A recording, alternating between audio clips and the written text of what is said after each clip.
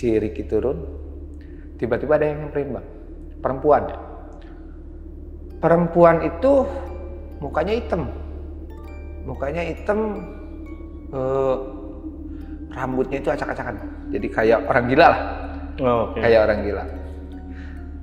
Pakai daster, tapi dasternya bersih. Saya kaget lah. Dia ngomong, nggak perlu dikunci, nggak akan balik lagi. Hah? Jadi mungkin saya bingung gitu Bang. Saya nengok ke si Ricky, dia ngomong, orang gila namanya juga. Saya papa dia, saya angkat.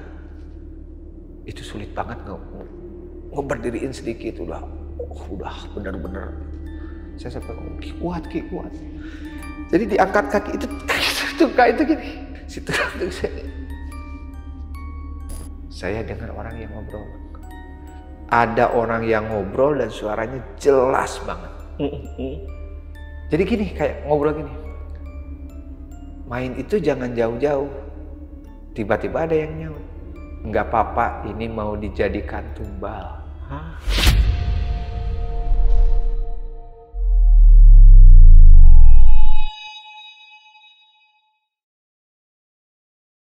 Kalian bisa membayangkan nggak gimana rasanya ketika kalian menemukan sebuah situasi yang mengharuskan kalian untuk berteduh di dalam sebuah goa. Apalagi goanya ini udah terkenal dengan kisah-kisah yang sangat-sangat menyeramkan. Dan teman-teman bisa membayangkan juga gimana rasanya ketika mendengar kisah dari narasumber kita kali ini yang dia ini terpaksa harus bermalam di Goa Jepang yang ada di Pangandaran karena sebuah situasi yang sangat-sangat mengenaskan yang dialami sama beliau. Jadi gimana cerita lengkapnya? Saksikan terus di Saksi Misteri by Lentera Malam.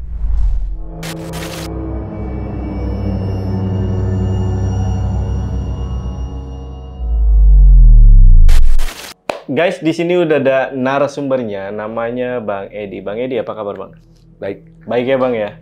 Oke, Bang Edi ini pernah tersesat di tempat wisata khususnya di Pangandaran. Betul. Dan lebih khususnya lagi di Goa Jepang nih Bang. Betul, di Cagar Alam. Itu Goa apa yang Jepang. terjadi tuh Bang? Jadi waktu itu berdua bersama teman dari Majalengka naik motor main ke pantai Pangandaran, dan kami secara sembunyi-sembunyi karena waktu itu belum buka tiket, kami nerobos masuk main ke Cagar Alam di daerah Pangandaran. Dan setelah itu kami berdua main ke air terjun yang ada di Pananjung. Jadi di dalam hutan ada air terjun yang menghadap langsung ke laut. Dan teman saya celaka, dan selama semalaman kami menginap di Goa Jepang. Semalaman saya terjebak di Goa Jepang dalam keadaan basah karena hujan seharian. Berarti sempat berteduh dulu di situ ya? Berteduh dulu, semalaman. Tanpa baterai dan tanpa makanan. Makanan ada tapi cuma pada hancur. Penasaran nih gue nih apa yang dilihat sama Bang Edi sama siapa nih Bang? Sama siapa? Sama Bang Ricky. Bang Ricky namanya. Betul, Bang Ricky. Di tahun? Kejadiannya di tahun 2014-an. 2014 ya? 2015. Dan Goa Jepang itu kan kalian udah pada tahu lah, udah terkenal banget angkernya ya. Betul. Dengan kisah-kisah mistisnya ya. Ini gue penasaran nih apa yang dilihat sama Bang Ricky atau Bang Edi juga di dalam Goa Jepang. Oke. Buat teman-teman yang penasaran, simak video sampai habis. Tapi sebelum itu seperti biasa nih guys, kalau kalian pengen jadi narasumber di Lentera Malam, DM aja ke Instagramnya Lentera Malam. Linknya gue taruh di deskripsi, atau kalian bisa hubungi kedua nomor yang ada di bawah nih. Oke guys, nggak usah lama-lama lagi, langsung aja kita dengerin gimana cerita lengkap dari Bang Edi. Simak video sampai habis dan tanpa basa-basi lagi, Saksi Misteri kita mulai.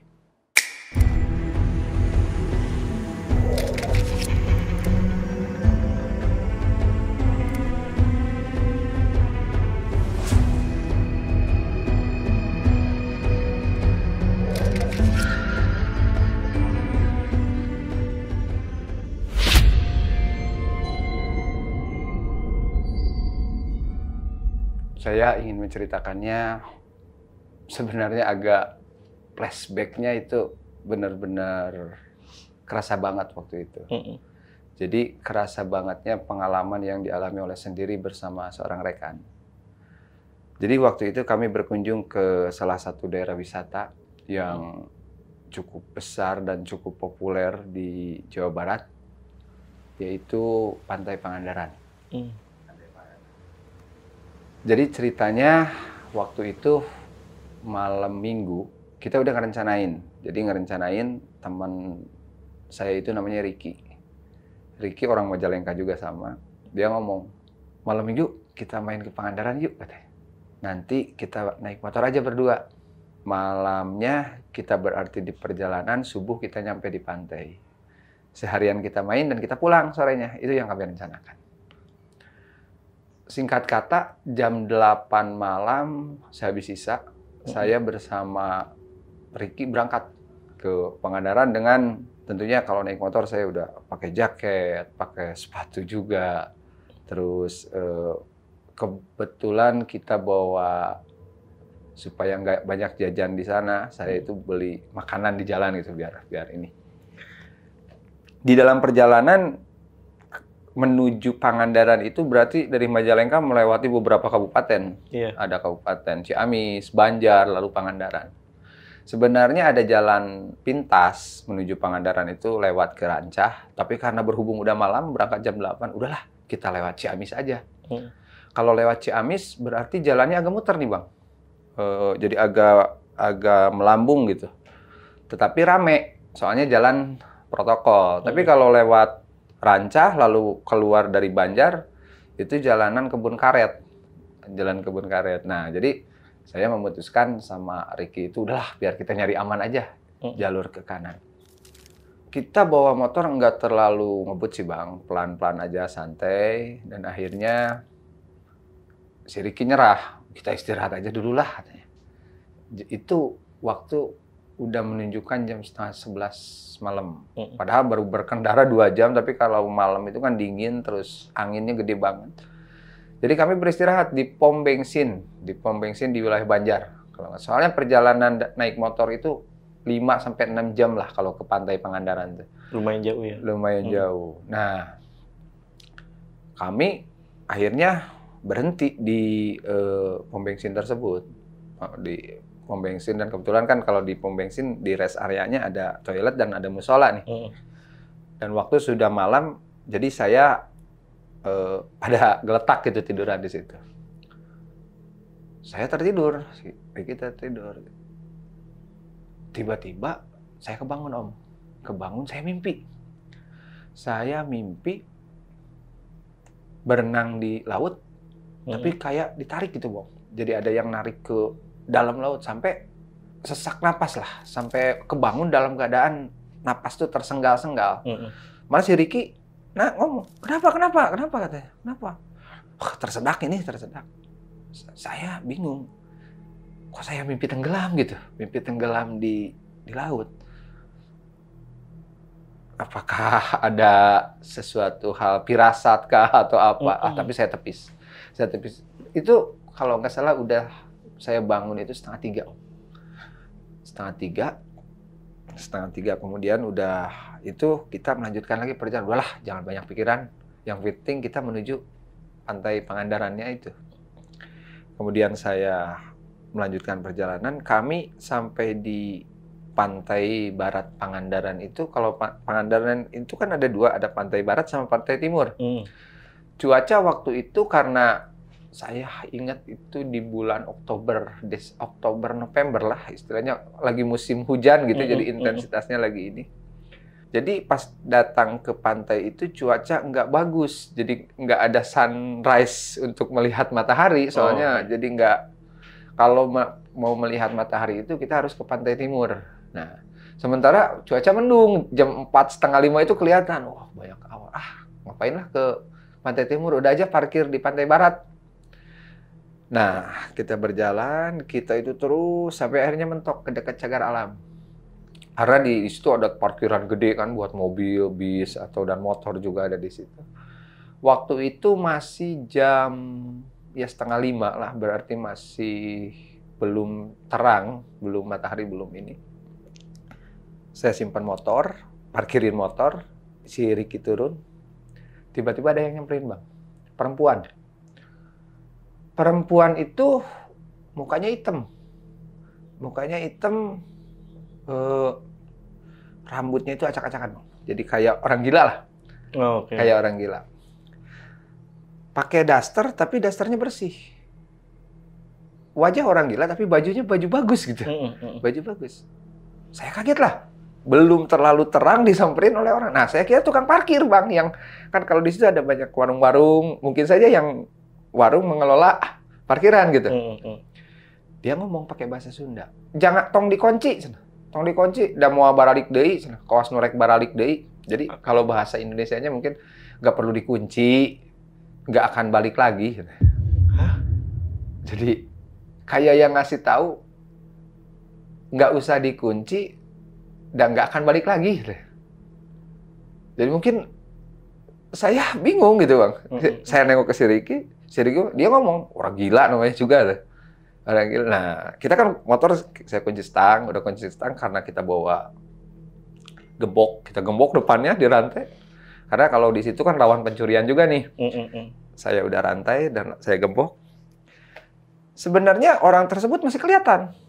Jadi ketika dia udah ngomong gitu, nggak narik karcis parkir, nggak apa. Dia cuman ngeloyor aja, ngeloyor pergi. Saya masih kelihatan. Tapi selang mungkin ada 5 menit lah setelah saya beres-beres prepare di situ. Saya cari-cari. Karena kan kalau yang namanya di tempat parkir Pengadara itu orang lewat juga kan kelihatan gitu. Mana orang tadi kok nggak ada gitu. Oh mungkin udah kemana gitu ya. Si Ricky masih ngomong. Orang gila lah. Jadi anggapnya itu adalah orang yang nggak waras, orang nggak waras. Nah, waktu berjalan menuju pagi berarti matahari sudah. Memang benar waktu itu kelihatan di pantai timur juga mendung gitu, nggak kelihatan ada merah-merah matahari. Jadi kami memutuskan duduk-duduk di pantai barat. Yang namanya masih pagi, orang-orang juga kan belum beraktivitas ke pantai nih. Hanya ada baru beberapa orang lah yang main-main ke pantai. Saya ngomong, Ki, mau mandi nggak? Ricky ngomong ke saya, janganlah masih pagi katanya, dingin. Janganlah, main aja yuk kita ke Cagar Alam. Kebetulan kalau pantai barat itu sebelah sininya Cagar Alam. Jadi Cagar Alam di sana ada apa ya? Ada pasir putih, terus ada hewan-hewan kayak monyet apa, terus ada gua-guanya juga di sana. Karena jujur saja kalau ke Pangandaran itu mungkin dari zaman sekolah kita udah sering main ke sana. Jadi kayak udah familiar tempat-tempatnya, apa-apanya. Nah, saya ngomong, mau jalan mana? Kita nerobos aja. Soalnya kan tiket belum buka nih. Tiket bukanya jam 8 nih. Jadi waktu itu tiket itu jam 8. Jadi masih setengah 6 kan belum ada yang jaga nih. Masih digembok, masih diam. Lalu kata si Ricky, nerobos aja lah. Kebetulan bisa, ada jalan pinggir pantai. Jadi kita jalan dulu ke tepi pantai, nanti akan tembus ke Cagar Alam. Itu mungkin karena kita sudah tahu dan sudah familiar dengan pantai Pangandaran. Masuklah kami ke dalam area Cagar Alam itu jam 6 lebih lah, masih pagi banget. Ketika masuk Cagar Alam, kami naik. Nah, di situ pertemuanlah jalan. Ada yang dari jalan tiket dan dari jalan terobosan. Di atasnya itu ada gua, Bang. Ada namanya Gua Jepang. Ada Gua Jepang. Ada Gua Jepang. Nah, kita lihat dulu ke Gua Jepang yuk. Mumpung masih pagi. Ayo. Jadi kita naik ke atas. Namanya Cagar Alam, apalagi situasinya mendung dan di bulan tersebut lembab cuaca. Itu matahari kan nggak masuk. Jadi gelap gitu. Gelap enggak gitu, tapi masih belum terang banget gitu lah, masih terang banget. Di depan pintu gua Jepang itu sama si Ki gitu ngomong, Ki, kamu bawa senter nggak? Ya enggak lah, kita kan nggak niat mau camping atau apa. Buat apa bawa senter? Kita cuma nengok-nengok aja. Nah, entah apa itu, Bang. Si Ricky tiba-tiba bawa batu. Dia lemparin ke dalam gua. Dilemparin. Jadi ngelempar batu ke dalam gua. Kenceng banget. Suaranya sampai dak gitu ke tembok. Itu hati saya ngegetar, Bang. hati saya ngegetar ketika dia melempar batu. Apa-apaan kok nggak? Si Kikinya nggak kayak nggak berdosa. Jadi batu itu dia lempar, udah lempar. Batunya kayaknya gede deh, ngelempar. Tujuannya entah apa. Nah udah gitu, ayolah Ki ya, jangan di sini. Kami turun lagi ke bawah. Di situ selain gua Jepang ada juga gua Parat, terus gua Rengganis. Kami jalan-jalan di situ. Karena masih pagi, petugas juga belum ada. Jadi yang bersih-bersih belum ada, terus belum ada yang kerja juga gitu, yang guide, terus pengunjung juga belum ada kan, masih ini. Jadi kami berdua aja. Nah, si Ricky tiba-tiba ngomong, jam berapa ini? Jam 7 kurang. Kita ke itu yuk, ke air terjun gitu. Nah, ada tempat di Cagar Alam itu air terjun Pananjung namanya. Saya pernah 2 kali ke sana. Jadi sebelum kejadian ini saya pernah main juga ke situ. Waktu itu saya bayar guide dan tempatnya memang air terjun yang menghadap langsung ke laut. Nah, dan waktu itu kalau musim hujan itu lagi bagus-bagusnya air terjun. Airnya karena mungkin dari air hujan kebanyakannya. Kata saya, ayo. Ricky nanya, masih tahu nggak jalannya? Nah, saya nanya lagi ke si, kamu tahu nggak? Si Ricky ngomong, ya tahu lah. Ya udah, kita ke air terjun. Mumpung masih pagi. Karena kan pikiran saya itu, kita masih pagi nih, jam 7. Perjalanan ke air terjun itu antara setengah jam sampai 1 jam. Berarti kan panjang, masih panjang nih Bang. Kami berdua memutuskan dari posisi jalan yang dari lokasi pertama itu kami ngambil arah ke kanan dan saya ingat, oh ini jalannya ke sini. Saya ikutin jalan tersebut. Nah, ketika jalan, sebenarnya hati ini udah nggak enak gitu, kesel sama si Ricky tadi ngelempar batu gitu ngelempar batu ngapain? Terus belum lagi ketika di tempat parkir, kok ada orang gila nyamperin. Hati itu nggak dibohongin, agak ganjel gitu, ganjel ini. Si Ricky nggak sopan gitu orang. Nah, pas jalan, si Ricky tiba-tiba ke belakang saya, dia narik baju saya. Narik, saya kaget. Ada apa, Ki? Itu apa di semak-semak? Itu apa di semak-semak? Saya lihat, itu biawak. Biawak gedenya hampir 1,5 meter, gede banget. Ya pantas lah, yang namanya di Cagar Alam, pasti kan hewan itu udah ada gitu, udah. Ki, komodo kali. Oh, bukan, masa ada komodo di sini. Itu biawak katanya. Matanya merah, Bang. Jadi si biawak itu matanya merah, nggak kayak binatang biasa. Tapi dia nggak nyerang, nggak apa. Jarak kita cuman paling 5 meter lah ke biawak tersebut. Biawak tersebut kayak yang natap. Kayak natap. Nah, si Ricky ngedeketin ke belakang saya. Ayo jalan.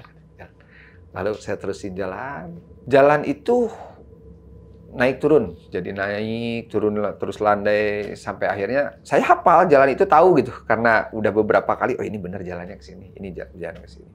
Saya sempat mikir lagi, Ki, nggak sopan banget lempar batu ke dalam goa tadi.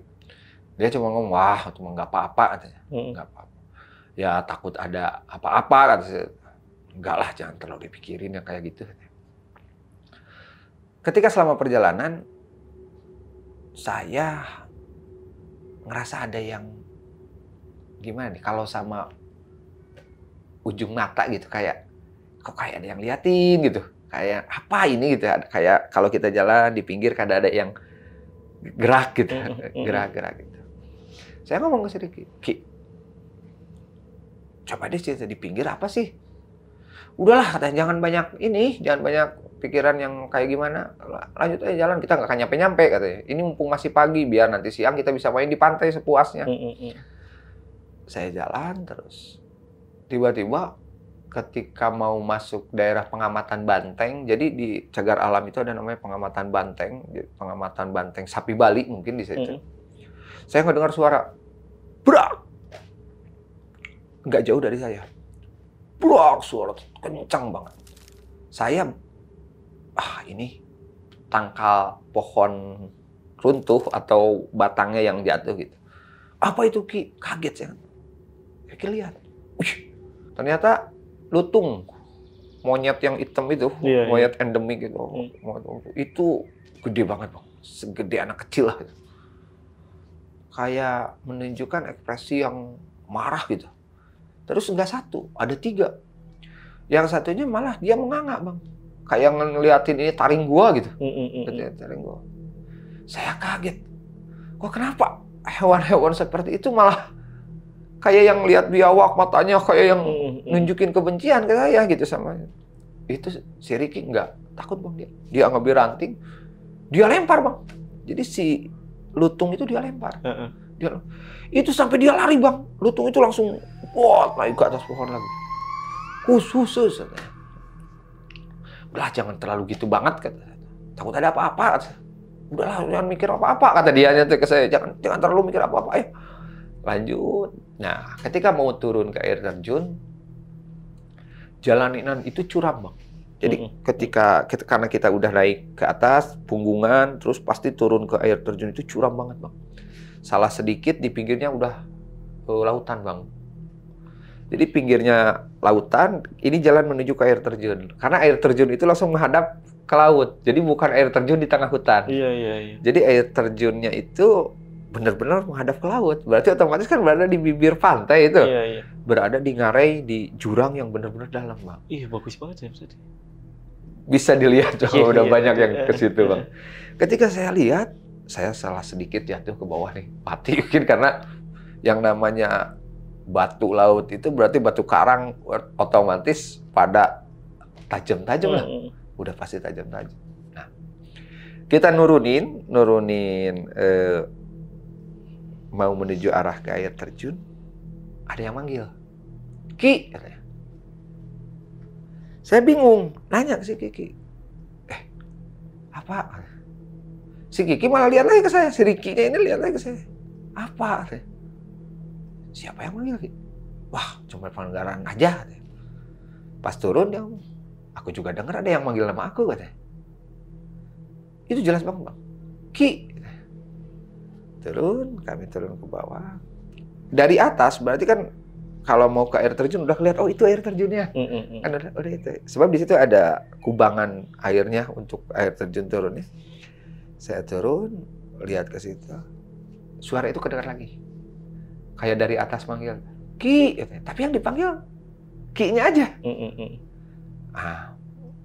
Si Ricky ngomong, burung itu. Burung. Tapi saya jujur nggak mungkin burung sejelas menyebutkan abjad gitu. Iya, Ki. Itu nggak akan mungkin. Setelah itu, di situ, Ki, jujur, saya itu nggak enak ketika kamu tadi melempar batu ke dalam. Kok kayak ada hal yang aneh gitu ke saya. Dia ngomong, jujur aku juga sebenarnya nggak mau melempar. Jujur aku juga nggak mau melempar. Jadi kayak ada yang suruh lempar gitu. Suruh lempar kayak yang suruh ngebangunin sesuatu gitu. Ketika di bawah air terjun itu, Ki, tahu nggak? Malam waktu di pom bensin, saya mimpi loh.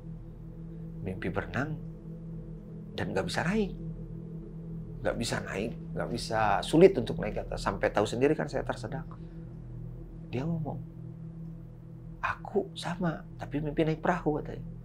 Naik perahu, belakangnya tenggelam katanya. Tenggelam sampai, tapi nggak sama kamu katanya. Aku juga di mimpi aku nggak ada kamu katanya. Mungkin ada kesamaan, mungkin mimpi di laut gitu Pak, tapi beda versi gitu. Saya mau berenang, dia mimpi naik kapal dan kapalnya tenggelam. Itu di depan air terjun itu kita malah ngobrol berdua sambil ngerokok. Nah, waktu itu udah hampir jam 9, setengah 10. Udahlah, lanjut katanya. Kemudian kami memutuskan untuk keluar dari area air terjun. Berarti kan tadi udah turun, kita naik nih. Kita naik nih. Pas kita naik baru jalan 7 meter lah. Saya kenal lagi suara. Ini lebih panjang. Ki, katanya. Ki. Saya udah pil aja. Burung ini. Soalnya suaranya jelas banget. Ki. 1-2 langkah tiba-tiba kedengar suara guprak di belakang Bang. Si Ricky jatuh. jatuh dari ketinggian ada mungkin 5 atau 6 meter lah. Dak ke bawah. Bayangin yang namanya batu karang yang dari itu pada tajam-tajam. Saya udah sangat kaget, Bang. Astagfirullahaladzim. Saya lihat ke bawah. Oh, udah. Saya turun, Bang, ke bawah sambil nyerosot turun ke bawah. Ki, dia megang kaki, Bang. Si tulang ini ke sini. Si tulang ininya, jadi si tulang kaki yang dislokasi gitu. Dislokasi. Itu dia berteriak sekencang-kencangnya. Oh, karena situasi di yang namanya air terjun kan jadi suara itu menggema tuh. Wow. Saya nggak dengar suara satu, Bang. Jadi kayak yang bersahutan. Wah. Ujung-ujungnya kayak yang nertawain gitu. Ujung-ujungnya kayak yang nertawain puas gitu. Oh, itu lama sih. Ada mungkin 3 menit lah dia. 3 menit menjerit-jerit kesakitan itu lama lah, Bang. Kebayangkan kaki sakitnya itu. Jadi sebenarnya dia pakai celana panjang, cuman dari celana panjang itu ke sini kelihatan itu, Bang. Oh, udah salah saya ini, udah salah. Saya angkat kakinya sedikit aja, dia nangis minta ampun. Sakit. Nah, itu waktu jam 9 lebih dan masih dalam keadaan panik. Awan hitam, Bang. Dari atas itu awan hitam. Ada awan hitam. Gak lama kemudian turun hujan. Bayangin kita masih ada di lokasi tersebut dalam keadaan saya panik melihat teman seperti itu. Hujan turun. Kita jas hujan kan di motor. Kita cuma buat tas kayak tadi rangsum itu makanan buat biar nggak jajan di. Itu hujan pertama pelan, pertama kecil. Lama-lama tambah gede, Bang. Saya peluk di area jadi di atasnya air terjun itu. Di atasnya. Ki, kayaknya akibat sakit yang ini mungkin yang terlalu dia pingsan. Jadi begini ya, jadi matanya nutup. Saya sampai karena ngerti pengetahuan tentang di alam gitu, bertahan di alam. Wah, ini pingsan nih orang nih. Mungkin nahan sakitnya ini, Saya lepasin sepatunya, saya buka angkat kakinya ini. Ketika udah naik di sini, dia sadar.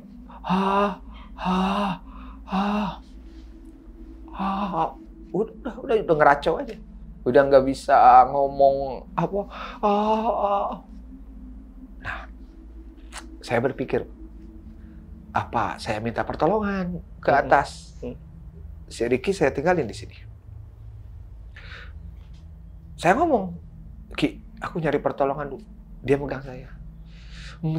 Enggak. Jadi dia mengisyaratkan jangan. Saya cari kaki satunya aman. Jadi nggak ada yang ini. Kebayang waktu itu hujan deras, baju udah pada basah, tas juga basah. Orang yang sakit juga basah bajunya. Itu hujan nggak berhenti, Bang. Itu jam 9, jam 10, jam 11. Kami tertahan di ceruk itu, di atas air terjun itu sampai 2 jam. Sampai 2 jam. Saya udah peluk aja. Ki, kuat. Saya tuh mikir, Bang, ini gimana? Kita nggak bawa gunting, nggak bawa apa kalau mau ngangkat dia itu. Kalau bawa gunting saya pengen dibalut atau pakai kain atau apa. Mungkin disitulah ketika saya benar-benar menemani seorang teman dan teman juga merasa ditemani. Dia itu nggak boleh jauh ke saya. Jadi saya itu di jam 11 cuaca bagus lagi. Jadi hujan berhenti, ada matahari. Saya nanya, Ki, gimana Ki? Kuat nggak? Dia ngejawab cuman makan ya, kata saya. Saya ambil roti itu udah basah, Bang. Di dalam itu basah. Di tahun itu kita udah pakai handphone, Mbak. Cuman yang poliponik itu yang masih belum Android gitu, masih poliponik yang ada center depannya. Itu ada center depannya yang masih jadul lah, HP jadul di tahun itu. Saya lihat no service. tidak ada layanan kan kalau udah mungkin di dalam Tegar. Tidak ada. Maksudnya saya mau menghubungi seseorang yang bisa saya ada terdampar di sini gitu. Iya. Saya lihat si Ricky, dia mau makan sedikit. Saya kasih minum juga. Ki, kita nggak bisa di sini terus. Kita harus naik. Kita harus naik ke atas. Ricky ngomong. Ada omongan, udah mulai ada omongan pertama. Itu udah agak anget karena matahari itu jam 11:30-an lah, jam 11 sampai jam 12. Dia ngomong, jangan tinggalin apapun yang terjadi bareng. Apapun yang terjadi bareng. Ki, bisa berdiri enggak? Dia jawab, enggak bisa.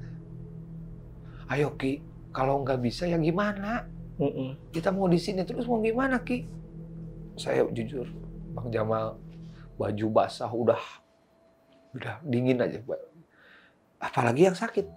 Iya. Yang sakit pasti saya itu sudah nangis berapa kali gitu lihat kondisi teman kayak gitu. Sayangnya juga udah tenaga kekuras. Baju basah semua.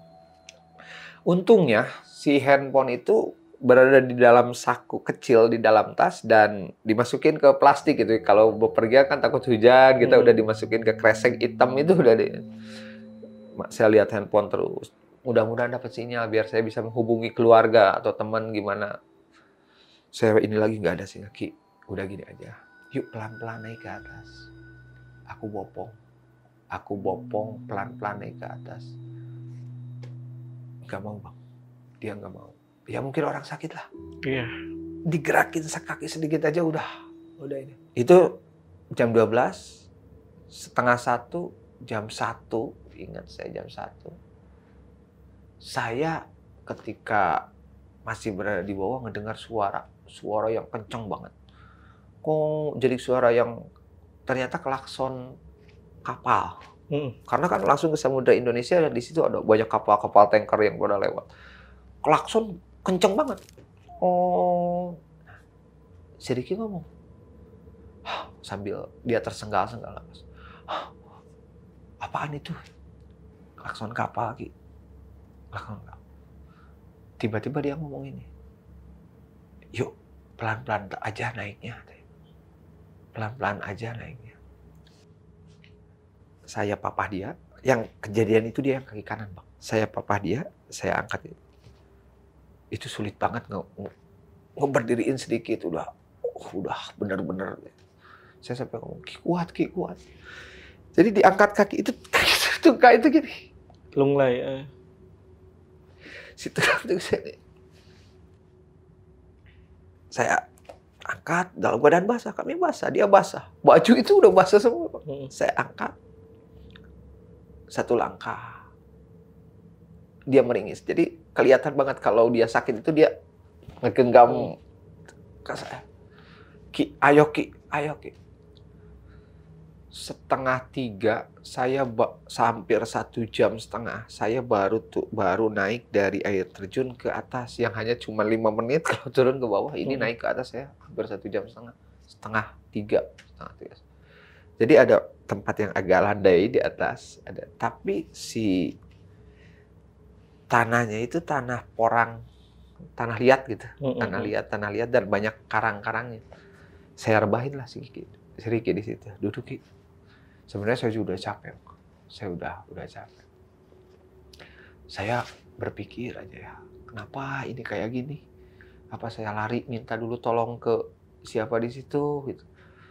Tapi si Ricky nggak mau ditinggalin, nggak mau apa. Udah gitu, saya banyak mikir juga ya. Ingat, ini nggak akan terang terus. Pasti menuju malam. Nah, saya ngomong ke sini, Ki, kita masih jauh loh. Yuk, kita pelan-pelan aja. Biar nggak kemalaman. Gitu. Si Ricky ngomong, ya ayo. Nah, saya lihat ada jadi bekas ranting gede, hampir segede gini. Saya bawa. Saya simpan di situ, saya pakai bukan tali Bang, jadi kayak sulur-sulur tanaman gitu. Saya kumpulin, saya ikat dia. Jadi dari sini saya ikat. digip lah dari sananya. Cuman karena kita nggak bawa alat kan, si Ricky ngomong pelan-pelan aja. Nah, tapi itu agak kebantu gitu, jadi dia agak bisa lurus gitu, agak bisa lurus. Dan kaki yang kiri waktu itu dia bisa numpuk, jadi jalan tuh nggak terlalu dia bisa pelan gitu. Ayo Ki, jalan terus. Ternyata ketika saya terus jalan, itu nggak jauh.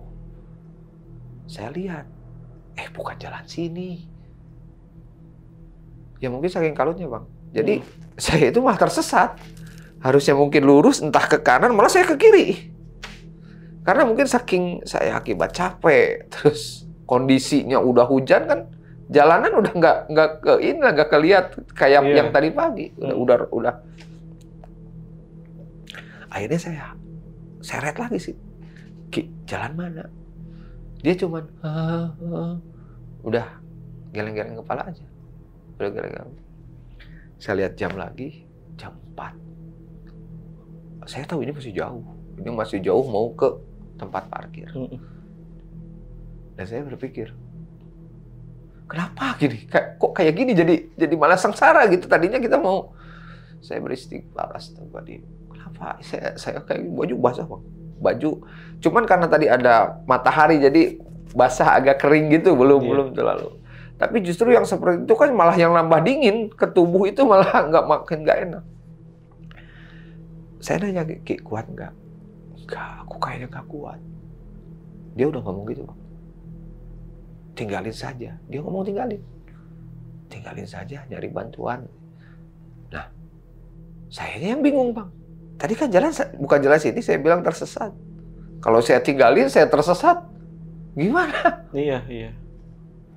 Saya ngomong lagi, Ki, gini aja. Pokoknya kita harus kuat.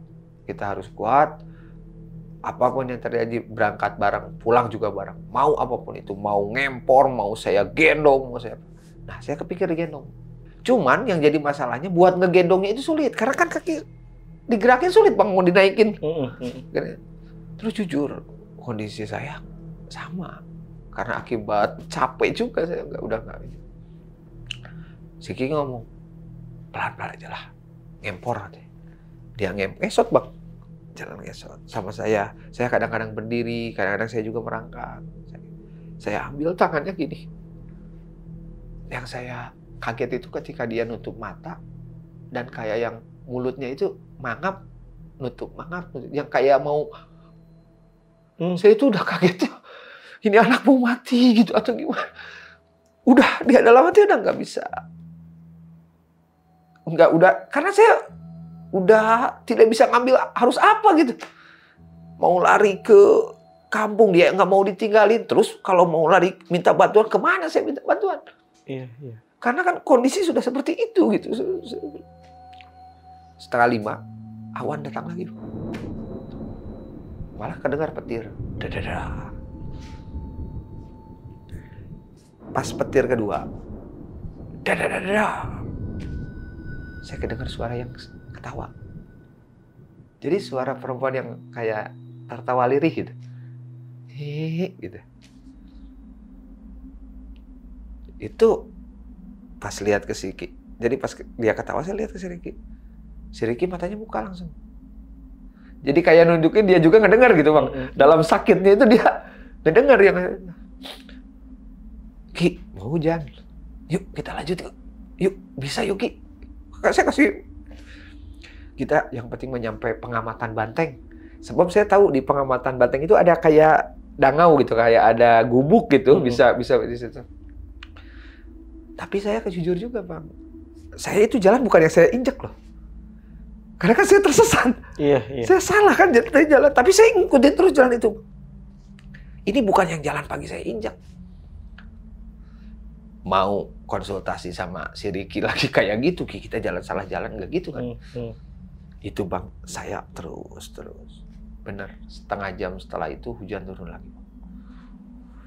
Dor, petir, hujan gede. Saya masih sama orang yang sakit, saya seret-seret Bang.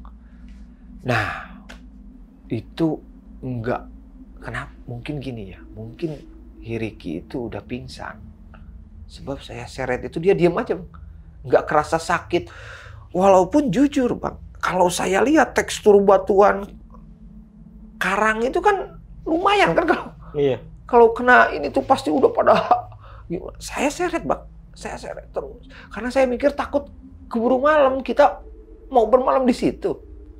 Saya seret, Bang, nggak berhenti. Nah, saya nemuin jalan yang tadi kayak tanah porang gitu kan. Kalau tanah porang agak ada airnya, kita enak nih. Ngeglosor-glosor gitu ya. Ini.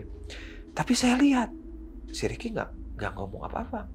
Nggak ngeluh sakit. Dan saya nggak berpikir dia sudah mati juga. Saya nggak berpikir dia mati atau apa. Yang penting saya bawa aja dia. Saya bawa. Nah, ketika saya jalan terus, itu hujan gede banget, Bang. Ngalahin yang tadi pagi hujan. Tapi saya terus mikirnya saya takut keburu malam. Tiba-tiba ada jalan yang cukup gede. Jadi kayak bekas, pokoknya gede lah jalan itu. Kayak jalan gang gede, tapi tanah. Saya ingat, ini mungkin jalan ke daerah wisata gitu. Maksudnya daerah ke tempat tiket atau ke Pasir Putih atau ke di dalam areal Cagaram itu. Saya seret dia. Di depan biawak, Bang. Yang tadi pagi ingat saya. Dia lagi ngibas-ngibasin ekor gini. Ngehadang jalan, Bang.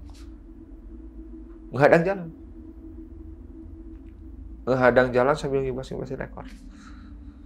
Tapi matanya nggak merah.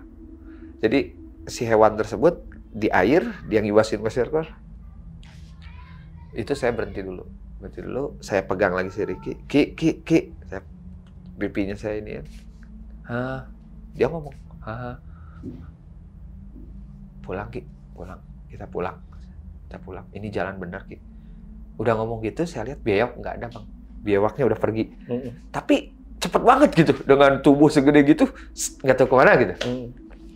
Saya seret. Itu hujan nggak berhenti, Bang. Saya dalam keadaan panik seperti itu udah mikir aneh-aneh, Bang. Udah mikir aneh-aneh, kita bisa balik atau lagi atau enggak, gini gitu. Terus ke si Ricky juga, Ki, kita gimana ini, kata Ricky. Dia nggak ngasih jawaban, cuman gitu. Lihat kakinya bengkak, Bang. Jadi kaki itu udah mungkin yang namanya ini kan benturan itu udah bengkak ini. Iya. Udah bengkak. Digerakin sedikit dia udah Jadi ketika saya tarik si Ricky dalam itu saya kaget, Bang. Apa itu minta tolong ke cewek itu? Jadi si Ricky itu ngomong lirih. Itu minta tolong ke cewek itu. Saya jujur, Bang, nggak lihat apa-apa. Saya nggak lihat apapun ketika posisi di situ. Jadi mungkin karena dia sakit, baju basah semua, halusinasinya udah jauh banget. Kalau menurut saya gitu, menurut saya. Tapi dia jelas banget. Kayak yang tuh minta tolong gitu ke perempuan itu. Malam datang, Bang. Berarti kondisi kami masih di hutan, basah baju, lapar. Walaupun jujur di dalam masih ada roti, tapi boro-boro mau makan, boro-boro mau ini. Saya nawarin, Ki, mau roti? Enggak. Ki, mau roti, makannya sedikit. Saya sempat ngasih makan juga, ngambil roti, dan saya juga makan. Tapi roti itu udah benar-benar sengsara. Udah kayak bubur aja gitu. Iya. Udah enggak. Roti itu udah serbuk gitu. Benar-benar. Saya tidak menghargai makanan waktu itu. Nggak saya amanin.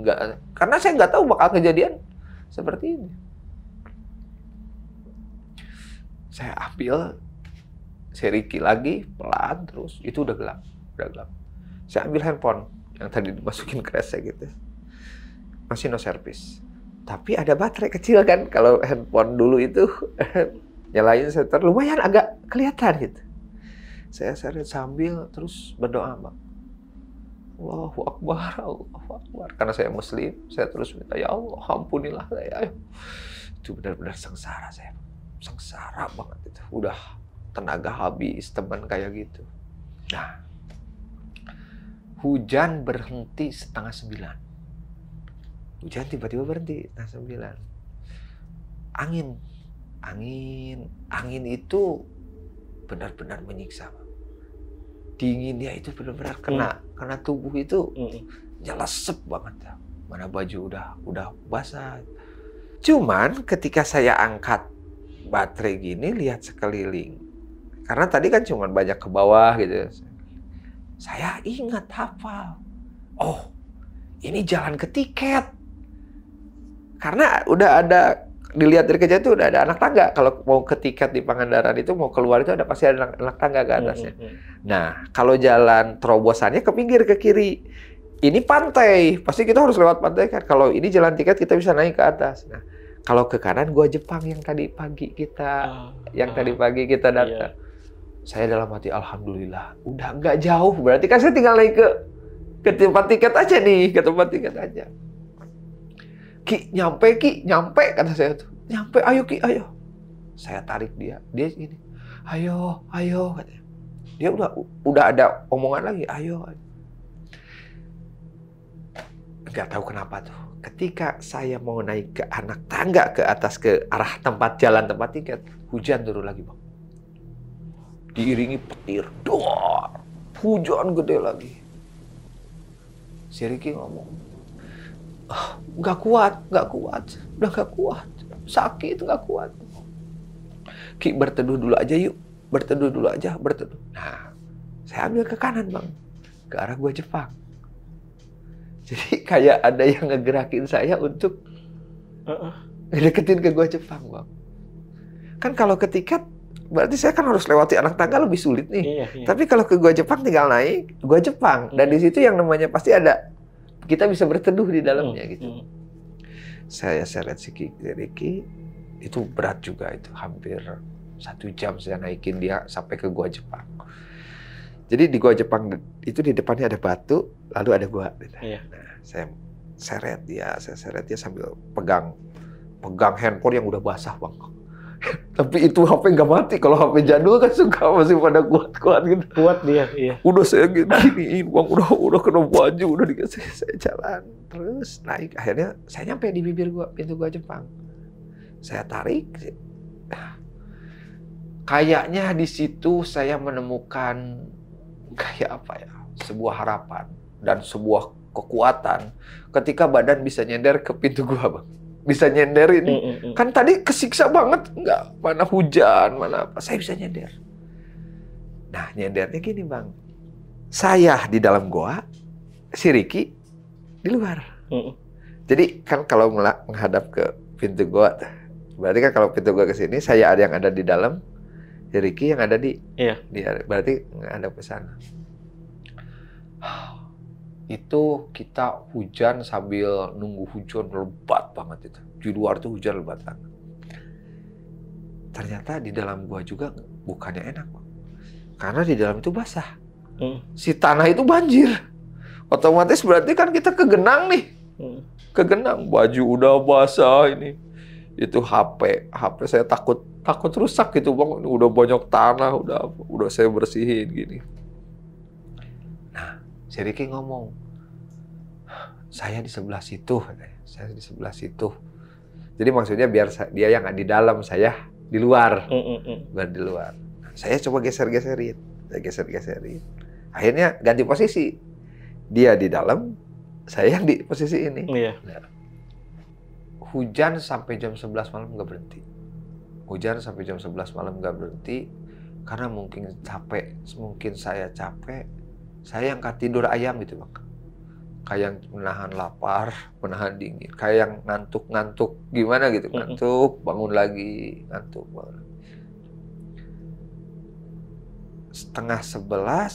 Jam 11 hujan masih nggak berhenti. 11:30 kalau nggak salah. Saya dengar, kok hujan udah reda nih kayaknya. Baterai saya nyalain. Saya ngomong, Ki, hujannya berhenti. Yuk kita lanjutin. Dia diam aja, Bang. Saya sorot ke wajahnya. Saya sorot pakai Kan kalau orang lagi nyadar gini, saya lihat gini ya. Matanya putih bang, putih semua. Matanya putih semua. Astagfirullahaladzim, astagfirullahaladzim, astagfirullahaladzim. Saya sorot lagi, dia lagi nutup matanya gini. Dia ngomong, apa.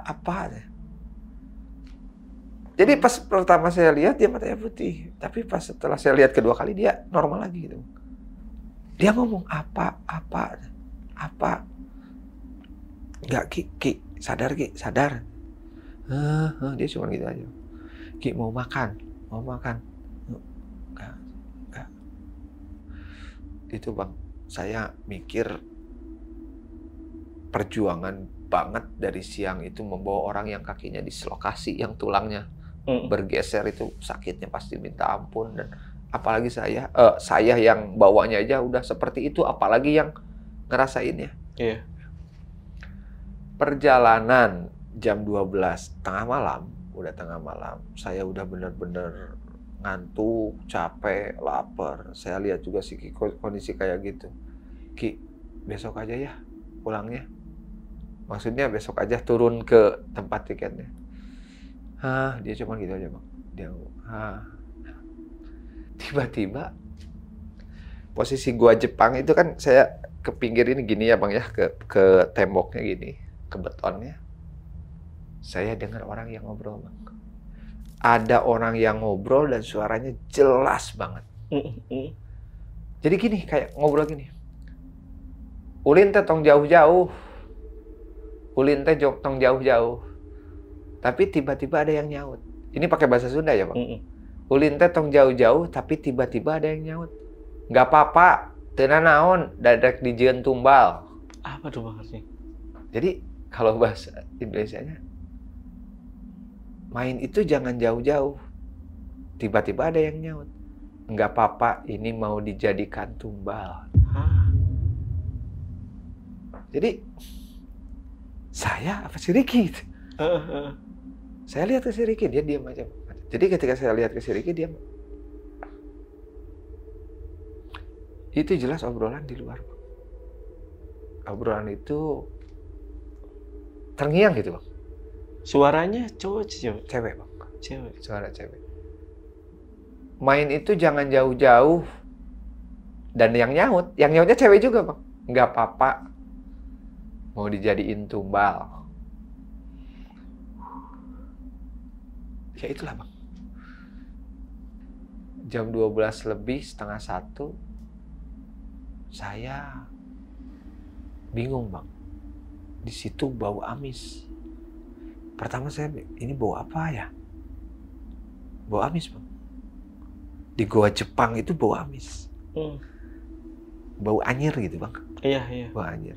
Nah, saya ngomong ke si Ki, nggak ngomong bau anyir, cuma nanya aja supaya dia jawab.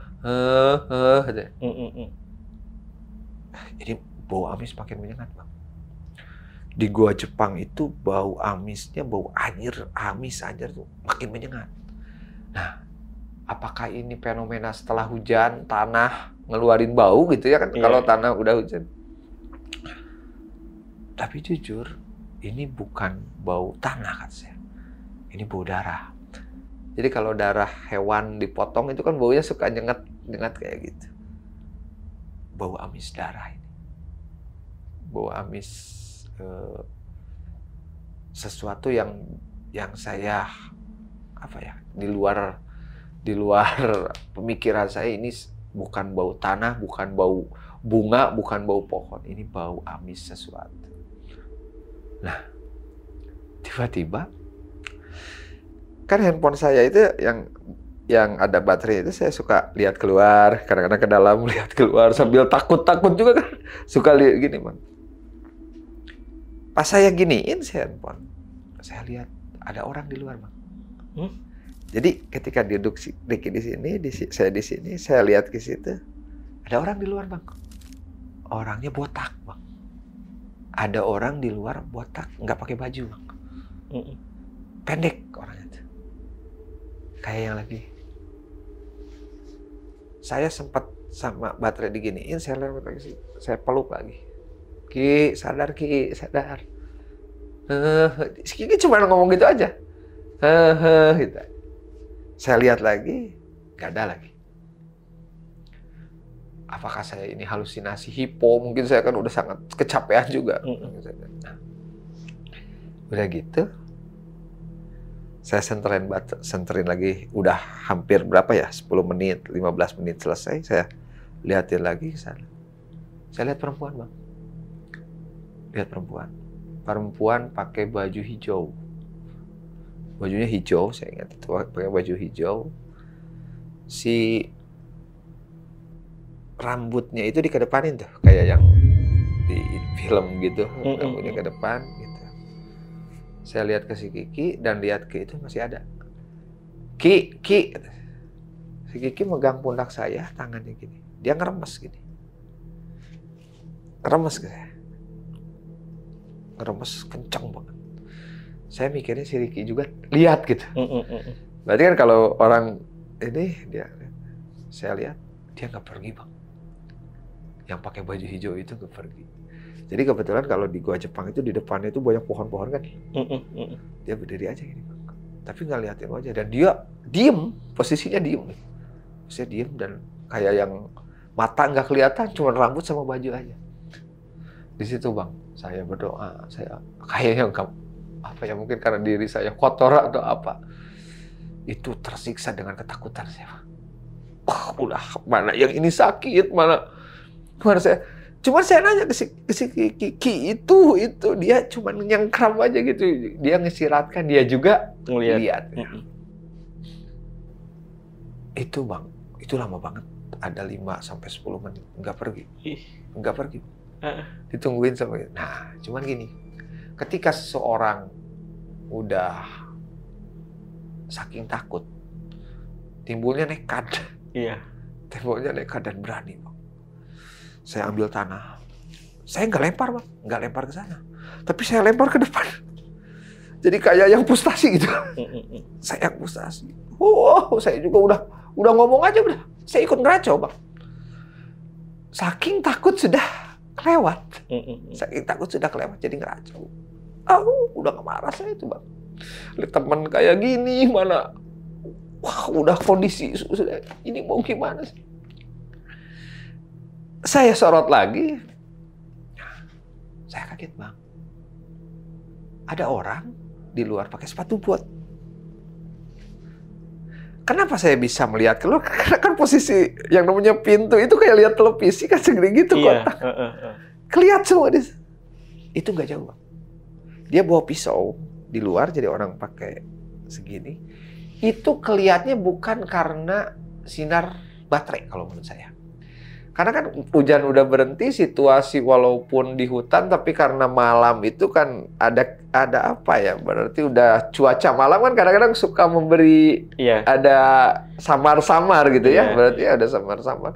Terlalu jelas enggak gitu, terlalu gelap juga enggak gitu. Apalagi saya bantu saya baterai gini, saya lihat di luar ada orang pakai sepatu bot segini, pakai baju coklat, udah lusuh, Bang. Udah lusuh. Dia pakai topi. Dan dia bawa pisau, Bang. Dia bawa pisau gini. Ada bawa pisau gini. Saya lihat ke si Ricky. Si Ricky lagi gini aja, Bang. Ngeliatin. Tadi kan si Ricky dalam kondisi yang bener-bener. Iya. Gimana ya? Dalam kondisi yang bener-bener apa ya? Drop banget. Tapi ketika lihat saya yang orang itu, si Ricky lihat gini, Bang. Bayangin nih, saya lagi duduk gini, si Ricky gini, berarti saya noleh gini kan saya kaget. Kenapa? Belum juga kaget yang itu, saya lihat sih. Dia udah berlaku yang aneh juga gitu. Ricky gini, dia meluk lagi gini.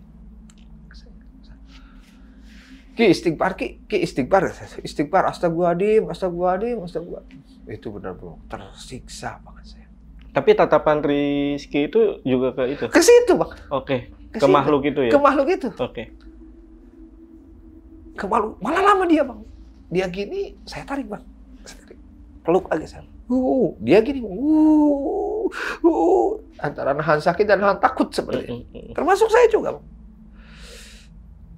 kondisi saat itu benar-benar saya udah nggak bisa apa ya, bener bang, kayaknya itu benar-benar titik nadir itu, baju basah, wah segala teman sakit, saya udah meluk Ki, kuat Ki. Saya sempat kepikir gini bang, tadi pagi orang gila itu ngomong nggak usah dikunci, udah nggak akan balik lagi. Mungkin biar memudahkan orang untuk ngambil motor saya atau gimana ya mas. Iya. Ingat Ricky ngomong jam 2:30 itu kalau nggak salah, 2:30. Kita harus keluar, kita harus pergi, kita harus keluar dari sini. 2:30 dia ngomong gitu bang. Itu jelas banget soalnya ke telinga saya. Kita harus keluar dari sini. Justru saya yang down bang, karena saya udah capek bang. Si Ricky udah duduk itu nggak nyaman senyaman tadi, dia udah bisa kayak ngegerakin gitu. Dia udah ngegerakin gini, dia ngegerakin ke sini saya. Kayak jadi badan saya di sini tadi di pinggirin gitu. Iya. Saya mikir apakah ada gangguan juga dari dalam, kan berarti dia di dalam goa ke sana itu. Dia itu udah gini-gini aja saya. Dia ngomong, ayolah. Saya ngomong, Ki, bentar dulu Ki. Bentar dulu kata saya. Jadi Ki bilang, aduh, ayolah. Waktu terus berjalan, 3:30 itu dinginnya benar-benar nusuk tulang bang. Angin udah sepoi nusuk tulang banget. Akhirnya saya putusin ambil, saya jalan keluar pintu goa Jepang itu. Saya keluar, saya papa dia itu ngelingi, sakit mungkin benar-benar karena udah lama duduk juga. Pelan aja. Saya jalan keluar pintu goa, turun dari goa Jepang, berarti kan saya ngadepin anak tangga nih. Saya udah mikir, betapa repotnya. Saya nggak ceritain juga, bukan saya nggak ceritain juga ya, sebenarnya tas itu kan saya bawa. Dia kadang-kadang kalau dibopong itu megang ke tas, jadi sebenarnya beban ke saya itu lebih tenaga. Ketika saya sere juga kan dia narik tas saya, beban. Untung ada tas itu. Saya mikir, ini udah tinggal sedikit lagi ke tempat parkir. Tapi yang beratnya ini naik tangga menuju keluar dari situ. Terus saya mikir gini bang, saya masuk ke situ kan ilegal. Dan saya kan kalau lewat pos karcis karena itu masih pagi. Yang dapat saya mungkin bisa disalahkan kenapa masuk tanpa seizin gitu ya. Berarti kan ada hal yang saya langgar gitu. Hal yang saya langgar dan ya inilah konsekuensinya. Tanggung sendiri. Nah, cuman ada keanehan bang. Ketika saya mau naik anak tangga, si Ricky megang saya gini, dia nggak ngerepotin. Jadi si kaki yang satunya itu, yang ini emang posisi ngelayar gitu. Tapi dia naik pakai kaki kiri itu kayak gampang banget gitu. Ayo. Kami nggak lama menyelesaikan sampai bisa keluar bang. Cuman masalahnya, ketika saya mau keluar di pos ini di gerbang bang, dan digembok. Saya gimana mau naiknya? Kan berarti saya di dalam cagar alam, sementara di luar kan ini. Iya. Saya lihat di luar nggak ada orang bang. Di luar itu waktu itu nggak ada orang, sepi banget, sepi banget. Si Ricky ngomong, itu jalannya ke sana katanya. Dia nunjukin bang. Itu jalan. Jadi kayak yang melipir ke arah kanan gitu. Ke arah kanan. Saya tarik, saya coba. Ternyata memang ada jalan kecil bang. Jadi ada jalan kecil buat masuk. Mungkin yang warung atau apa. Mungkin buat jalan-jalan ke situ. Saya itu jam 4 kurangan lah. Saya lihat jam 4 kurang. Saya keluar dari situ. Sampai itu bang. Lihat lampu. Saya lihat lampu kayak benar-benar menemukan lagi alam nyata dalam kehidupan ini. Saya seret si Kiki, itu kan kalau di Pangandaran, warung itu ada sebagian yang buka, tapi orangnya nggak tahu kemana gitu. Yang pedagang banyak, tapi orangnya pada tidur karena jam segitu nggak bisa ada yang saya minta tolong. Saya tadinya mau minta tolong bahwa kami mengalami tersesat di dalam gitu Bang, dan temen mau minta pertolongan. Tapi si Ricky itu sambil bopong. Jadi kayak seolah-olah dia bawa badan saya untuk menuju motor. Setelah di motor kami langsung tidur Bang. Bukan tidur, jadi rebahan langsung. Motor ada Bang. Motor ada. Nggak hilang gitu. Iya, nggak iya. hilang. Ricky gini Bang. Dia ngomong, kita harus meninggalkan ini sebelum matahari terbit. Gitu. Dan saya dengar itu bukan suara dia. Hah? Jadi kayak gini. Kalian harus pergi sebelum matahari terbit. Dari pantai ini. Jadi kayak ngusir gitu Bang. Sebelum matahari terbit, kita harus jangan ada di sini sebelum matahari. Saya lihat si Ricky. Ki, bangun Ki. Karena dia lemah banget Bang. Dia ngomong, udah lemah banget. Berarti yang saya bawa dari goa ke atas juga, apakah memang dia asli atau memang dia ada yang masuk gitu? Tapi dalam konteks dia kayak menolong supaya memaksakan untuk bisa keluar dari situ. Iya. Jadi memaksakan kita untuk bisa keluar dari situ. Si Ricky ngomong. Akhirnya ngomong dia. Pulang aja yuk.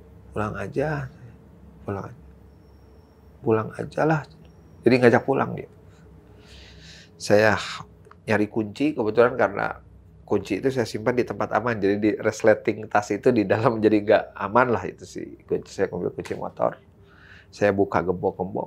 Ki, bisa nggak? Bisa lah. Itu Bang. Saya starter motor, saya hidupin motor. Saya naikin dulu. Jadi dia itu gini ke saya Bang, di motor. Kayak orang mabok gitu. Megang ke saya. Saya pelan. Dia itu Bang, ngelosot lagi. Itu saya benar-benar takut jatuh gitu di motor. Apa diikat atau gimana ini? Udahlah. Saya kepikiran untuk nyari tempat yang agak terang atau nyari warung atau tapi saya ingat omongan si Ricky. Pergi dari sini sebelum matahari terbit. Itu lugas ya ngomongnya. Itu jelas ngomong. Jadi kok tadi ngomong jelas, sekarang payah banget gitu. Iya. Kayak ada yang. Dan saya jujur ketika keluar dari gua Jepang itu, kok si Ricky kuat banget gitu. Nggak kayak dari waktu saya betapa repotnya, bagaimana. Di motor itu payah Bang. Kita jalan itu, saya tuh pelan banget bawa motor. Keluar dari area Pangandaran. Terus, nah setelah kan kalau di Pangandaran itu ada Tugu Marlin. Tugu Marlin itu selamat datang Pangandaran gitu. Saya lepas, lurus. Terus ada pom bensin gede di sebelah kanan Bang. Feeling saya, kayaknya saya udah aman nih. Masuklah saya ke pom bensin Bang. Di situ saya ada bapak-bapak. Di pom bensin itu ada kayak, karena itu udah mau mendekati subuh kalau nggak salah. Udah mendekati subuh. Ada bapak-bapak seorang. Saya minggirin, Pak, punten, bisa dibantu gak saya? Oh, kenapa? Jatuh Pak. Dia ngebantu saya. Dia ngomong gini, ini bajunya pada basah gini. Gitu. Nurunin si Ricky dulu, tembokin, saya nyandari tembok juga. Ini pada basah. Saya nggak mau cerita ke si bapak itu. Saya cuma, iya Pak, ini basah. Ya sekarang kan musim hujan. Udah, kita tidak perbincangan apapun. Saya lihat si Ricky, dia ngeleleh aja. Saya nanya, Ki, kuat nggak pulang ke Majalengka? Dia ngomong gini, jangan dulu pulang. Antar saya ke Rancah. Jadi Rancah itu sesudah Banjar, jadi lewat jalan potong. Jadi jalan potong menuju Majalengka, nggak lewat Ciamis. Jadi lewatnya jalan yang kebun karet, tapi kan berarti menuju siang nih. Antar saja ke Rancah. Ada kakek saya di sana. Oh ya udah. Nah setelah itu menjelang pagi, 5:30, jam 6, udah terang berarti. Saya lihat, emang si tulang itu udah kesini Bang. Jadi dislokasi itu, si tulangnya nonjol ke sini. Linu banget itu, saya lihatnya juga. Linu banget. baju basah, baju dia basah, baju saya basah. Si ini tuh udah biru bang, jadi udah mungkin karena kurang asupan apa. Terus ternyata waktu itu saya lihat baju kotor semua, tangan lecet-lecet kena ranting. Saya lihat juga yang si Ricky-nya sama, sepatu itu udah nggak berbentuk, itu udah penuh lumpur semua. Iya. Udah bang. Itu setelah terang baru kelihatan bang. Baru lihat, pantesan si bapak yang nolongin ketika turun dari motor, udah itu tangannya pada kotor gitu. Dia juga pada, ini orang pada habis pada ngapain mungkin. Ki, gimana Ki? Dia ngomong, ayolah, ayo, takut ada polisi katanya. Kan waktu itu kita masih muda, belum punya SIM, masih ini. Kita pakai helm 2 waktu itu. Saya jalan, perjalanan ke Ranca itu 1,5 jam. 1,5 jam, dan saya datang ke rumah kakeknya. Pas datang, untung si kakeknya si Ricky ini ada, kayaknya dia orang bisa deh, orang ngerti gitu, orang ngerti. Pas datang, dia ngomong, ini jatuh. Itu, tapi saya jujur ya, si kakeknya itu bijak. Jadi dia nggak membawa kami kepada bahwa saya walaupun cerita saya lihat apa, itu mah, jadi nggak membawa kepada hal yang gimana. Kamu itu harus hati-hati kalau mau masuk, kamu itu harus hamid dulu, apalagi di situ kan ada karcis, bayar dulu karcisnya. Jadi malah menyalahkan saya gitu bang. Ingat ke depannya segala sesuatu juga katanya ada kehidupan yang mengatur. Ini untungnya masih selamat katanya. Selamat ini cuman dislokasi aja gitu bang, jadi nggak terlalu patah atau apa. Tapi bengkak banget itu linunya saya itu. Aduh. Nah kami istirahat di sana sampai, kalau nggak salah sampai duhur asar soalnya. Dia digip, akhirnya si gitu digip karena kayaknya si kakek itu bisa gitu untuk metode pengurutan, metode itu dia bisa. Nah terus ngomong, ya saya ceritain bahwa saya melihat hal. Nah si Ricky ngomong, tadi malam, jujur aja, ketika saya lihat gini, saya lihat orang yang pakai baju celana pendek dan sepatu bot dan bawa pisau, dia nyembunyi orang di depan kita. Hah? Jadi makanya dia gini aja itu, dia melihat orang yang ngeliatin yang. Tapi kan versi dia, apakah karena dia memang capek atau gimana? Tahu kan? Dia nyembunyi di depan. Jadi kan berarti saya duduk di sini, si Ricky di sini, makhluk di sini. Dia terbuka setelah udah sadar banget gitu. Udah sadar banget. Tapi setelah melihat yang jadi nggak jauh dari tempat saya itu kaki di depannya itu, versi dia, ada orang yang ngusapin kakinya. Kaki yang sakitnya itu diusapin aja gitu. Sama siapa Ki? Sama perempuan yang tadi pagi parkirin motor. Jadi yang parkirin motor itu ke kaki dia tuh gini. Dan dia ngomong, cepat pulang. Cepat pulang aja. Kan pertama dia ngomong nggak akan balik lagi kita. Iya. Kayak nggak akan balik lagi. Tapi dia ngomong, cepat pulang aja. Berarti saya, si Ricky ini kemungkinan dibantu sama yang pas jalan makanya kuat ke atas juga. Jadi, di rumah si kakek kami berdua gini, Bang. Dan ada pelajaran yang banyak pelajaran. Intinya segala sesuatu itu kita harus ikut prosedur. Masuk ke daerah wisata mungkin ada guide-nya, ada karcis, kita harus bayar sesuai dengan ini karena di situ keamanan, keselamatan mereka. Saya kira karena saya ilegal masuknya, saya juga kan ketakutan mau minta tolong, pasti saya disalahin. Dan dari kakeknya si Ricky juga dia ngasih apa ya? Nasihat banyak. Ya jangan terlalu berani lah hidup. Ego waktu muda mungkin beda. Jangan terlalu. Saya ceritakan, pertamanya kita ngelempar dulu sesuatu ke si Ricky nih. Pertamanya ngelempar batu ke dalam, nggak tahu mungkin ada yang ketimpuk, nggak tahu ada yang apa, sehingga mungkin yang di situ agak ini. Kakek nggak mihak, cuma dia ngomongnya gini, ya nggak baik lah hal tersebut. Jadi bijaksana dia. Iya. Baik nggak menurut kamu? Oh enggak kan? Ya jangan dilakuin lah. Karena semua juga memiliki kehidupan dan alamnya masing-masing.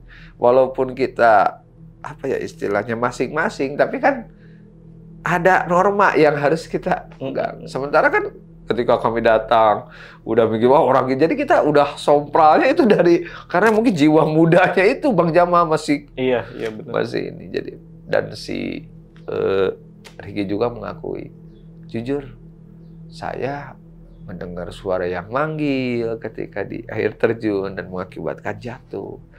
Dan saya melihat dengan kepala sendiri orang dengan lagi. Jadi kayaknya si Ricky itu benar-benar yang benar-benar gila dan menakutkannya dikediain semua. Iya. Saya itu ngegerakin kaki gini juga sakit banget. Jadi kayak disiksa banget gitu. Saya aja yang normal narik-narik dia udah pengen. Apalagi dia yang ngalamin posisi seperti itu. Benar. Nah, setelah asar kami akhirnya pulang. Dan setelah 2 minggu si Ricky sembuh. Sembuh dari kakinya yang diselok kaki saya sembuh. Dan saya juga kembali ke kehidupan normal. Gitu Bang ceritanya Bang. Iya. Wah, bagus banget gila. Ya cuman di posisi itu kebayang hujan udah. Nah, aku penasaran nih Bang, sosok wanita yang dibilang sama Ricky untuk minta tolong sama dia, ini yang dilihat sama Ricky siapa Bang wanitanya? Saya ketika udah di rumah si kakek, sempat nanya, bagaimana Ki keadaan sebenarnya sih? Kamu bisa jatuh. Saya kan nggak tahu nih dia jatuh, kepleset lah atau apalah, tiba-tiba suara guprak aja di bawah. Terus tiba-tiba ketika saya seret dia ngomong, itu minta tolong sama perempuan. Terus ketika kamu nyengkram di gua, nah kan Ricky itu cuma nerangin bahwa dia lihat di gua itu orang Jepang lagi. Ini nih, dia ngomong Bang, saya lihat perempuan yang di tempat parkir. Oh. Tapi saya jatuh itu gara-gara nengok ke belakang, ada lagi yang manggil Ki. Iya. Tapi saya nggak denger. Yang pakai baju hijau. Yang pakai baju hijau di gua Jepang itu yang pas ketika saya duduk sama dia, kok ada yang pakai baju hijau rambutnya. Jadi kan aku ngomong bahwa ada yang manggil Ki. Ki. Terus tiba-tiba ada yang manggil Ki lama. Nah, itu udah beres Bang. Tapi ketika si Ricky jatuh, si Ricky itu ngomong, saya itu jatuh gara-gara ada yang manggil dari belakang yang pakai baju hijau, perempuan, dia manggil, Ki, katanya. Makanya saya nengok dan saya jatuh. Oh. Tapi hanya didengar sama Ricky. Dia. Jadi kayak yang dia mau yang mau dicelakainnya itu dia, Bang. Apa dialog yang Abang dengar soal tumbal itu dari si sosok wanita yang baju itu hijau itu ya? Mungkin karena itu suara perempuan, Bang. Iya. Suara perempuan. Iya. Tapi bersyukurnya ternyata wanita yang di parkiran ini nggak tahu ya, ini masih jadi misteri apakah dia gaib atau nyata, dia yang nolong ya. Saya kira kalau itu gaib, soalnya saya nggak lihat, sebab si Ricky ngomong, kamu tahu nggak, di depan saya perempuan yang di tempat parkir mijitin kaki saya. Jadi di satu sisi ada yang ini kan, di satu sisi ada yang nolongin gitu, Bang. Berarti memang ada versi berbeda yang dilihat sama Bang Edi dan juga Bang Ricky ya. Betul. Terutama yang tadi yang terakhir yang soal ada sosok mungkin kayak tentara gitu. Nah, kalau saya lihat tentara zaman dulu ya. Tentara zaman dulu. Apalagi di Goa Jepang gitu ya. Goa Jepang. Mungkin kan di situ karena waktu itu historisnya dibuat oleh orang Indonesia oleh tentara Jepang gitu. Iya, buat tentara Jepang. Karena di situ ada tempat di dalam Goa Jepang ya itu. Kami nggak masuk ke dalam. Tapi udah di mulut goa, itu istilahnya di mulut goa kan ya? Betul, nggak masuk ke goa, di mulut goa. Di mulut goa, dan itu udah di jam 3 atau jam 2 itu nggak kebayang juga sih, itu seremnya gimana sih? Lembab lagi di Iya. pintu goanya, lembab, mana basah, baju basah. Nah, tapi yang dilihat Bang Riki untuk sosok si tentaranya itu hilangnya gimana tuh, Bang? Saya nggak terlalu memperhatikan ya Bang, karena yang saya lihat sepintas itu, saya cuma lihat tentaranya ya sendiri. Diam aja dia. Diam aja dia bawa pedang. Bawa, bukan pedang lah, pokoknya pisau segini. Nah, pas dia lagi gini, saya lihat ke si Riki lagi gini aja. Dan dia cerita, lu tahu nggak gue gini aja deh. Dia lagi orang di depan yang nggak jauh dari lu, nggak jauh dari saya gitu. Saya kan cuma lihat gini, pas gini, itu hilangnya di mata saya itu berjalan natural aja, nggak ada lagi. Oh, nggak ada. Nggak gitu. ada lagi, nggak ada. Pas nengok nggak ada gitu. Nggak ada gitu. Oke. Jadi nggak ada hal yang gimana. Tapi kalau versi si Riki, saya itu lebih kesiksa. Saya nanya Ki, apa sih yang kayak lu rasain selama diseret-seret gitu? Gak bisa diceritain. Iya. Udah saya dengar suara-suara apa. Rasanya luar biasa itu. Udah suara, lu digerakin sama saya sedikit gini aja udah sakitnya. Untung kita masih hidup. Iya. Untung masih hidup. Terus kondisi yang saya takutkan baju basah, dingin, hipotermia kan lumayan gitu Bang. Kalau hipotermia badan, asupan makan kurang. Karena roti itu dibuka bungkusnya itu udah kayak iya bungkus. Bukan yang mau dimakan, itu udah minum itu udah. Iya. Ini tuh kayak ini loh, kisah dari Bang Edi itu. Ini kalau dilihat itu seperti ya kisah yang biasa, tapi lama-lama makin berat gitu.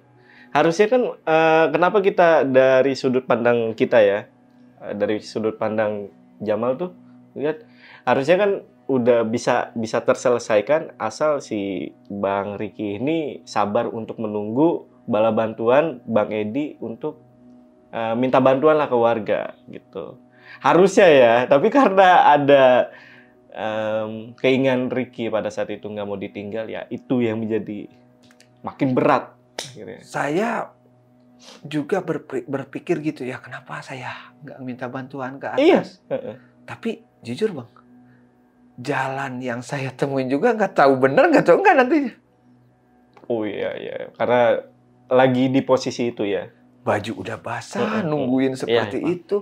Terus kalau saya lari ke atas sendiri, mending kalau ketemu lagi. Jadi mikir tuh udah. Iya, paham sih. Saya berpikir ya kalau saya tubuh sehat, mau ninggalin dia di bawah, wah udah alam itu udah bener-bener Bang. Udah ngeri banget itu posisi saat itu. Dan memang hal yang paling masuk di akal ya nemenin dia gitu Bang. Saat itu versi saya gitu. Iya. Karena saya kalau lari ke atas, baju saya basah. Terus dianya gimana gitu.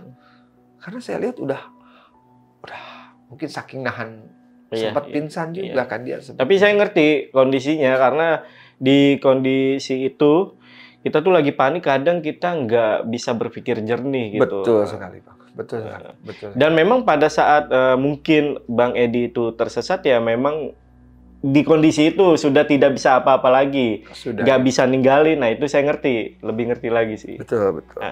Nah itu kan cagar alam itu kan masih tempat pariwisata ya. Betul, itu menyatu Bang. Jadi pantai timur, pantai barat sama cagar alam, Pananjung itu. Nah pada saat itu bener-bener nggak ada orang Bang. Ya mungkin karena masih pagi, kami masuk masih. Bukan. Pada saat kejadian itu kan tadi Bang Edi dan juga Bang Riki kan lama kan di situ. Main ke air terjun ya. Terus sempat balik lagi, sempat nyeret dan balik. Itu nggak ada orang sama sekali Bang. Jalur air terjun itu jarang dikunjungi orang Bang. Oh. Bisa dilihat mungkin tahun segitu, apalagi kalau mau ke situ harus pakai guide. Harus pakai guide. Kita pakai karena saya sering main ke situ, jadi saya tahu minimal. Baru 2 kali.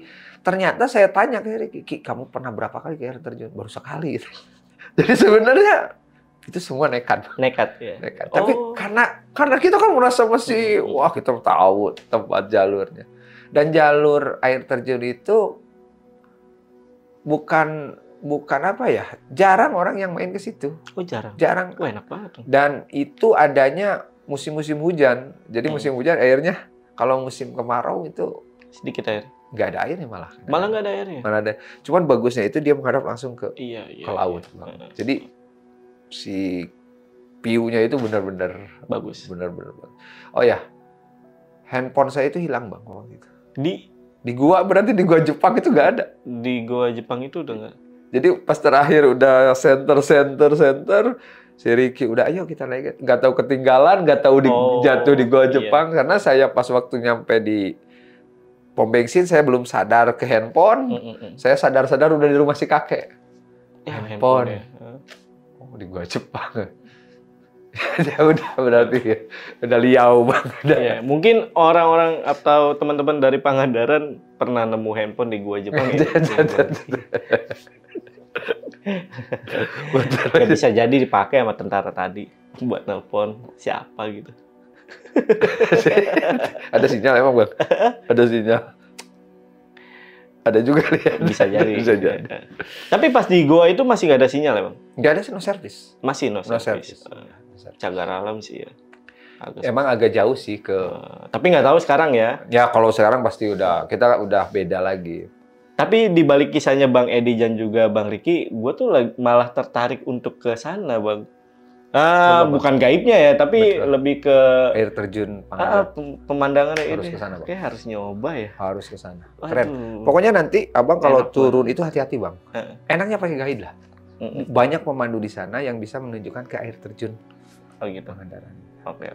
Jalannya harus hati-hati. Terus pokoknya kita akan menemukan lapangan pengamatan banteng itu. Kan pagi-pagi saya lewat sana. Pas pulangnya saya justru nggak lewat sana bang. Pengamatan banteng itu isinya apa bang? Sapi Bali. Banteng kan itu kan sapi Bali. Sapi Bali tapi. Ya. Tapi kan gede-gede kan somongan itu. Iya. Itu ada hewannya gitu maksudnya? Atau ada. Tapi waktu saya nggak lihat saya. Sebab di situ ada pagar-pagar, ada. Jadi sapi yang dilepas liar gitu bang. Kalau Bang Jamal masuk ke sana dan melihat ya sapi gede-gede kan mikirnya banteng nih. Ngeri juga kan kalau diseruduk, kalau nggak diikat kan, mereka berkeliaran bebas. Ngeri juga kan kalau lihat dia gede-gede banget. Nah, itu kalau jalan pagi-pagi saya lewat sana bang, tapi pas pulang nggak lewat situ. Kenapa saya kok ada di jalan yang menurut saya tersesat, tapi membawa saya, ya mungkin saya udah gitu aja ditakdirinnya, udah bisa selamat sampai hari ini. Gitu. Iya betul-betul. Iya takutnya kan kalau memang lewat pengamatan banteng diseruduk banteng mungkin bang. Mungkin ya. Makanya diarahinnya ke situ mungkin. Betul. Oke. Sumpah guys, gue jadi penasaran untuk datang ke tempat wisata Pangandaran ya. Betul. Yang ini Pantai Barat ya. Pantai Barat, Cagar Alam dan Cagar Alam. Main ke. Kalau Pantai Timurnya ada apa ya bang? Wih, di Pantai Timur bisa naik banana boat. Bisa naik speedboat. Berarti lautnya lebih bersahabat. Lautnya lebih bersahabat kalau Pantai Timur. Kalau Pantai Barat karena langsung dengan Samudra Indonesia, dia ombaknya gede gitu. Oke. Mudah-mudahan kita bisa ke sana ya guys. Terima kasih Bang Edi udah jauh-jauh dari Majalengka. Gua rasa cukup ya untuk video kali ini. Gua tutup. Gua Jamal dari Lentera Malam dan Bang Edi izin pamit. Bye.